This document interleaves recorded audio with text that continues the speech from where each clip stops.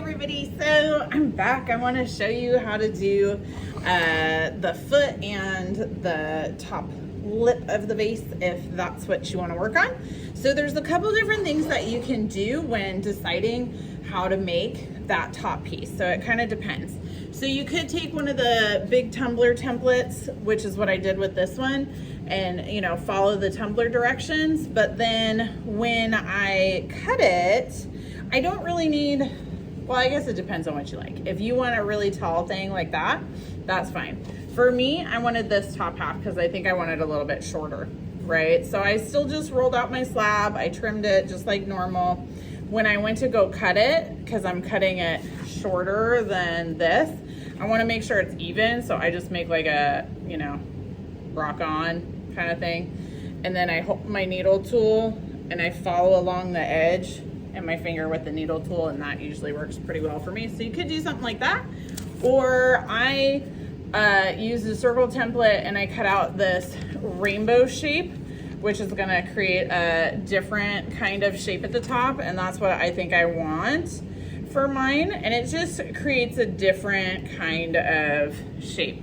So I went ahead and cut that rainbow one out of this clay, and this clay is leather hard, so I'm just gonna join this real quick and then I will show you how to add it in. Now I did clean up all my clay boogies from the last video, and I even threw them in the garbage because I don't want anybody to get silicosis, including myself. So make sure you throw away any clay boogies. All right, so you can see the difference in the shape. If I put this up here, you can see the difference in this kind of a shape, or if I do this kind of a shape, right? If I was feeling super crazy, I could do like that kind of a shape where I join all of those together to make something even crazy taller, right? Now I could like bend this and make it into, like a picture or something like that. That'd be really cool. But that's another video. So I'm thinking I'm gonna do this more rainbow shaped lip because I think this goes with my form more. So the next thing that I'm gonna do, and I can actually see it in the video, I can see the shape. I need to rotate this and make sure it looks centered, okay? So like I need to make sure that it looks the same from all sides. Now, if you're right here and you're trying to do it, like you're not gonna be able to tell, okay?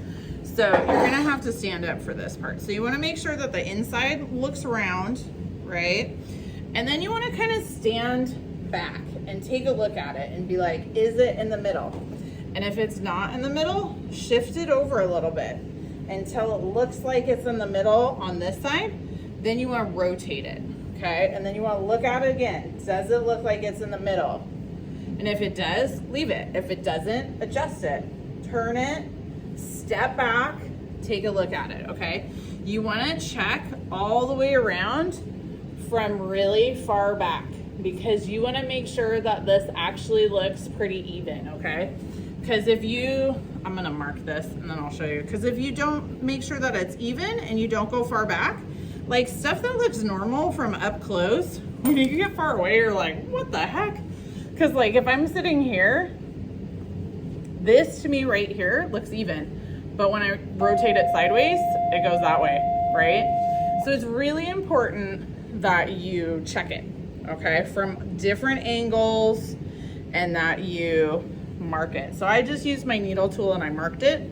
So now that I've done that, I can go ahead and slip and score it on there. But Ms. E, you haven't added a hole yet. Yeah, I know, that's okay. I kind of like to add these parts on before I cut the hole, just because like a lot of times and with students, like I love you all, but sometimes I'll be like, make sure that your thing doesn't fall in the hole. And then like you cut the hole like extra big and then your project, like your little lip falls in the hole, and we don't want that to happen to you. So I drew a line, and now I am really making sure that I score really well. I'm gonna make sure it's really a clear line. And then I'm gonna score. So I scored on there. I'm gonna score on here. I'm gonna slip it like a dewdrop fairy.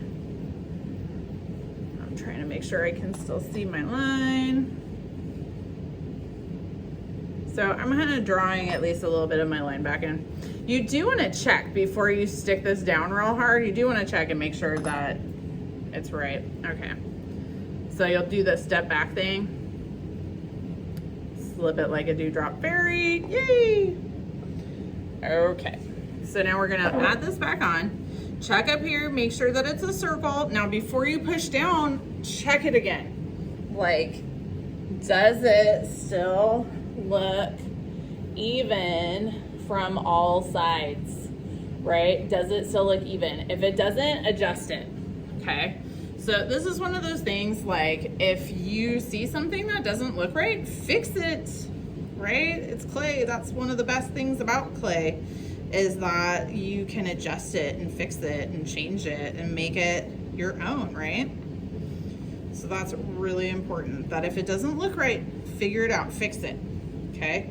So now what I did was I kind of pushed down and around. Now if this was soft, you wouldn't be able to do that, but because this is leather hard, I can push this clay into the other clay, right? I can push really good. Now I'm gonna support in that little groove, and I'm gonna kind of blend it a little bit. If it doesn't work with your finger, use like a finger-like tool, right? Okay. But I still need to cut the hole. So you don't have to spend a ton of time kind of blending this. Just, you wanna make sure it's stuck real good. And I'm gonna do the outside with that finger tool as well. I'm just gonna run it along there. And just like before, if it didn't pop like a pimple, if it didn't squeeze out, you wanna slip and score it again, okay? So I've gone all the way around, smoothed. All right. So now now that I've got it joined, now I'm gonna cut out the hole, okay? So I'm just gonna take my needle tool, and I'm not just gonna stab it in and rip it through, okay? I'm gonna go in just a little bit, and I'm gonna go trace the inside of this all the way around. Okay, I didn't go stabbing all the way through. I just went a little bit in. I'm gonna clean it off. Now I'm gonna do it again. So I'm gonna go a little bit lower this time. This is part of why I'm working on a banding wheel. So I'm gonna go a little bit lower this time. Whee! If it starts to feel really difficult to pull the needle tool, then don't go that far. Just lessen up your pressure a little bit. Because it doesn't matter. You could do this like 47 times, it'd be fine. But you just wanna be kind of slow and methodical about it, okay? So you're just gonna do it a little bit more each time. And at some point you're gonna freak out and be like, oh my gosh, it fell inside. Yeah, that's fine. Just reach in and pull it out. Right? That just means that you went all the way through. It's good. I know, you all are amazing. You can totally do this. Okay, so I'm gonna keep going. Oh, there's a spot that's still stuck. I'm gonna, whoop, there it went. So it just fell on into the inside. So, hey look, I can pull it out. But mine is too small. I cannot fit my hand in there, Missy. I got giant hands. That's okay. You can just take your needle tool and go like that, or you can take it upside down and go, or you can ask the kid down at the end of the table that has like tiny hands, and you'd be like, can I borrow your fabulous petite hands for a second to grab this out of my thing? I'm sure it'll be fine. Okay, so now on the inside, you can see I have a hole in there, and it's all ugly, okay? I want to kind of curve my finger and smooth this area out. And I want to make sure that this blend, this join mark, is really well joined, okay? So I can smooth it out. And depending on how soft your clay is, you can also do a little bit of shape altering. If you don't want it to be super, you know, square right here, you could either add a coil and blend it in, or if your clay's soft enough, you could adjust the shape a little bit. But you want to spend a little bit of time kind of smoothing everything, making sure that it looks really nice and as even as possible, okay? So you would just spend the rest of the time smoothing. If you have any clay boogies in there, dump them out, right? You can always use a dry paintbrush to kind of loosen them up before you shake it out. But there you go. Now you have, you know, your basic vase shape. Thanks everybody. Happy making stuff. Be creative.